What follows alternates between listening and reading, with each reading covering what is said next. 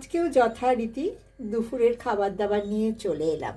তোমরা সবার আগে বলো তো বন্ধুরা, আমার আজকের দুপুরের খাবার এই সাজানোটা কেমন লাগছে?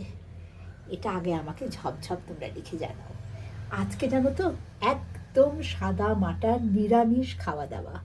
কি করে নিয়েছি, এই যে মশলা পাঁপড়, ধোয়া ওঠা অবশ্যই গরম ভাত, আর এই যে একদম ধোয়া উঠছে মটরশুঁটি আলু দিয়ে এই যে আলুর দম, একদম কষা কষা গা মাখা মাখা নিরামিষ আদা বাটা জিরে বাটা দিয়ে আলুর দম।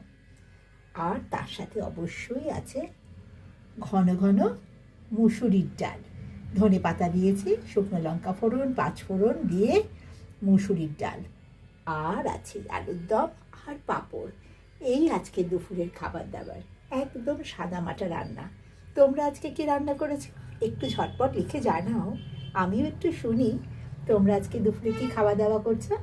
আমি ঘুরে আসছি আরেকটা ভিডিও নিয়ে।